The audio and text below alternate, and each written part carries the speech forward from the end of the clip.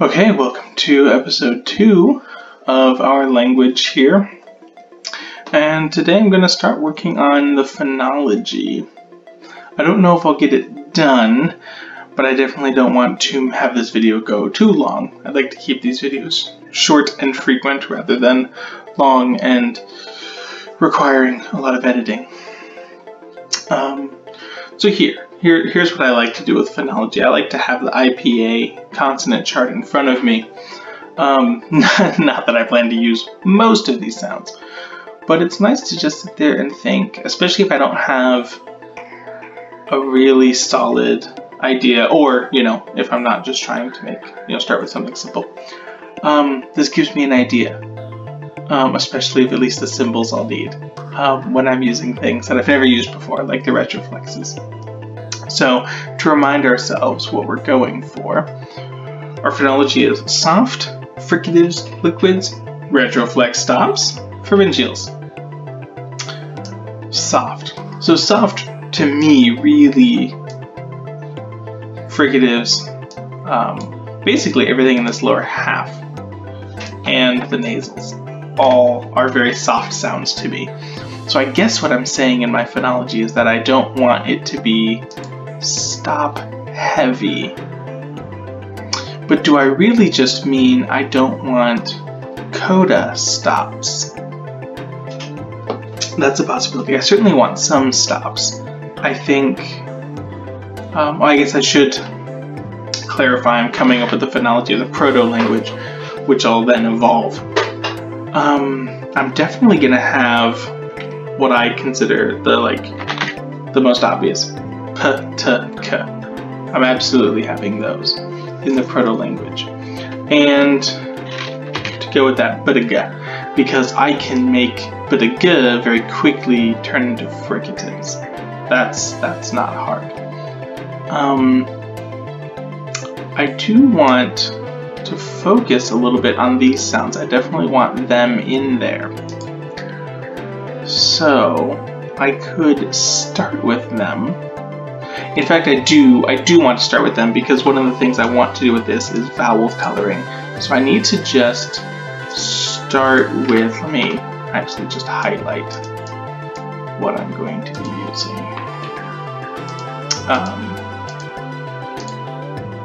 I haven't done it this way in a while.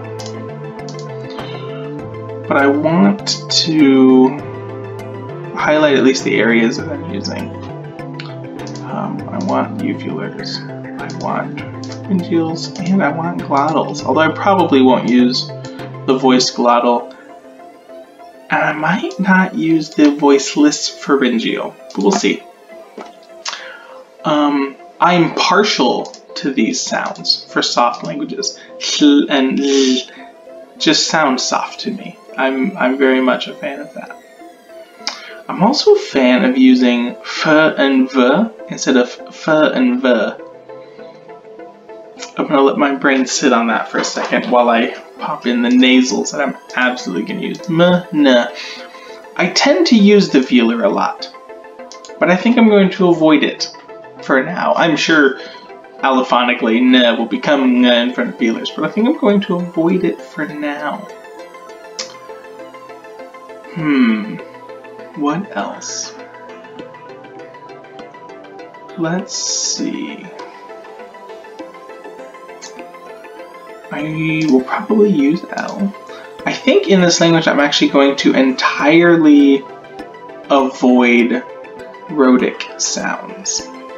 I think that's going to be interesting. Well, should I have a rhotic for vowel coloring? That might come in handy. And I could do interesting things with this approximate. Yes, I want w and y. I've put w here in parentheses. If you don't know why it's in parentheses, it's because it's co-articulated. It's labial, but it's labiovelar. And so it's really articulated in both of these spots. So I put it in parentheses. Indeed. Yeah. I do want... now I'm wondering, do I really want retroflex consonants? Well, let me start eliminating things I do not want. I'm not gonna use that. I'm not gonna use that. I'm not gonna use that. I'm not gonna use that. I'm not gonna use any of that. I won't be using those. And I'm not gonna use palatals, or if, yeah. I might use, I might not. I'll leave that one up there for now. I'm not gonna use those. Or that. Nah. If I'm gonna use retroflexes, do I want a retroflex nasal? Nah.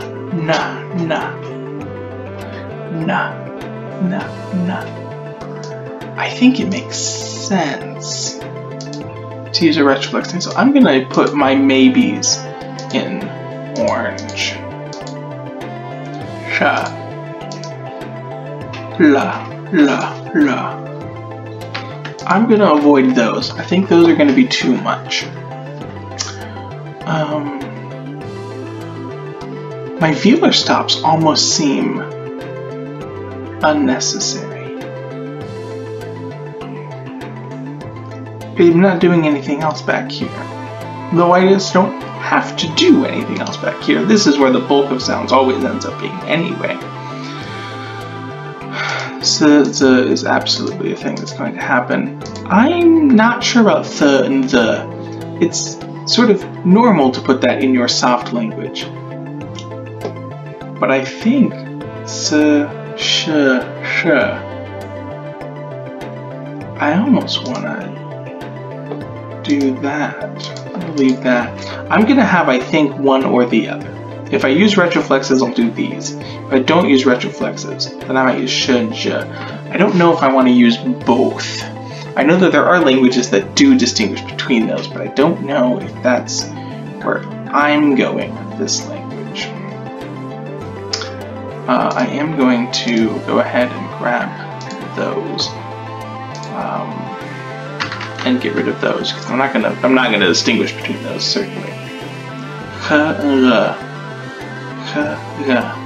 I think if I have these, I should have these. But no language is going to distinguish between all of those. So I'm going to not do that. I think I'm going to not do that. I'm actually going to not have that. So all of my fricatives are happening in the middle of the mouth and the back.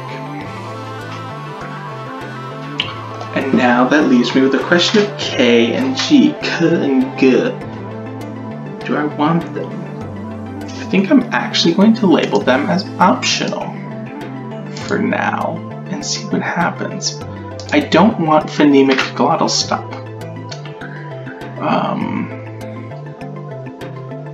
I don't want the trill.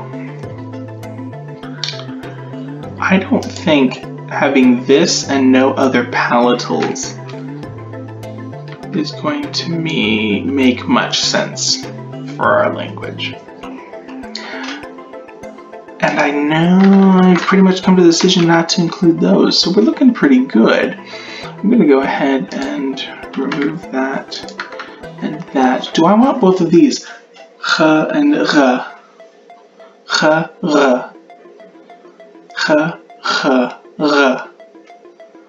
Yes, I think I do want a voiced and an unvoiced. But do I want it to be this? I'll do that. I'll get rid of the trill for sure. All right, let me oh, I can't condense much, I suppose. That's all the more I can really condense it, although I could go. I wonder, would my palatal approximant tend towards retroflex? Yeah. If I had the retroflex series. Not necessarily, but it's a possibility. Let's Okay, I mean now it's just come the decision point of retroflex.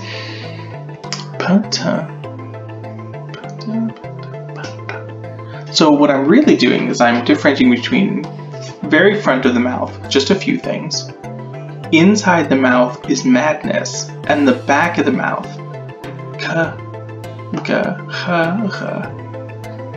I think I'm gonna end up having the velars and the uvulars be sort of in free variation. It's sort of whichever, you know, whatever it comes out as.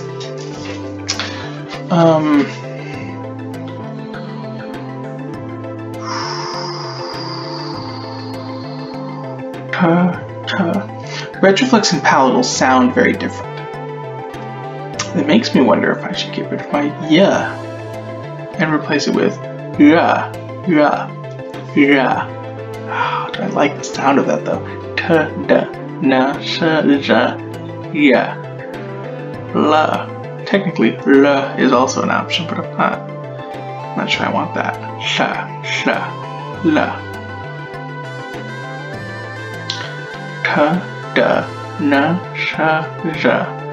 Yeah. Just feeling in my mouth how that feels. And do sh. Those all sound different enough. Sh.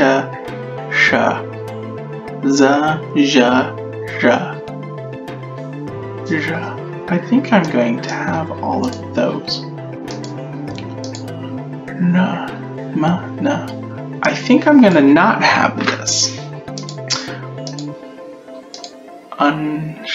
Unsha, but it'll probably become allophonic in front of the retroflex fricatives.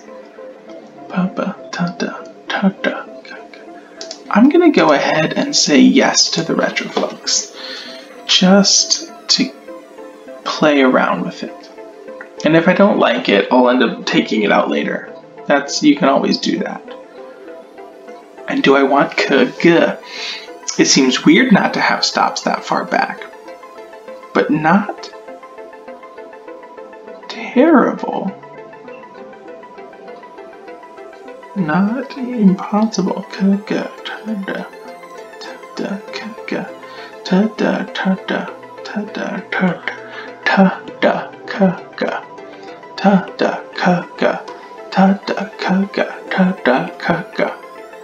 Ooh, I wonder. This might be a good place to end the video. Things I'm going to, so questions. Can velars become retroflex? Is this going from k-g to t-d? Is that a possible sound change? And could I have my velar fricatives k-g become sh-j? That's a question. I'll look in the Index Diachronica and see if I can find anything like that. And I think that'll answer my question. If so, k-g is going to become t-d. And k and g are going to become my s-z. And that's how I'll get retroflexes. So actually my proto-language will not have retroflexes, but they'll develop, and I'll make sure there's a sound change that brings all the velars forward. Which means that my uvulars, pharyngeals, glottals really will be a very separate system. So I'll have my bilabial stuff up here, which is just a couple stops in the nasal, and the madness that is the middle of the mouth, always. And then just sounds back in the throat, which will be fantastic. And I think I'm going to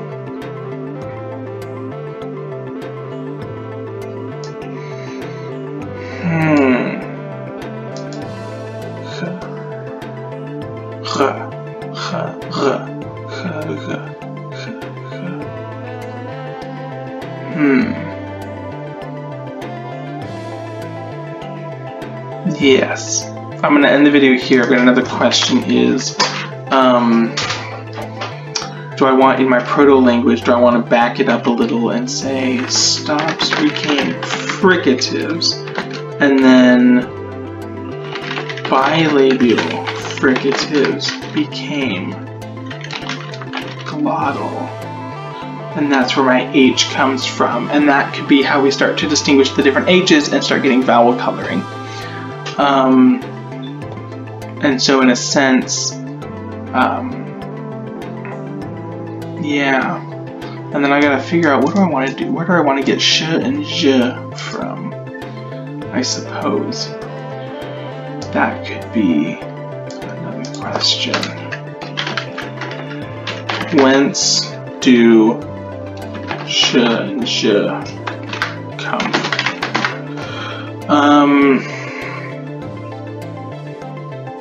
Yeah, I'm going to stop it here, and then I'll do some reading on the Index Diachronica and see what happens. Icarus out.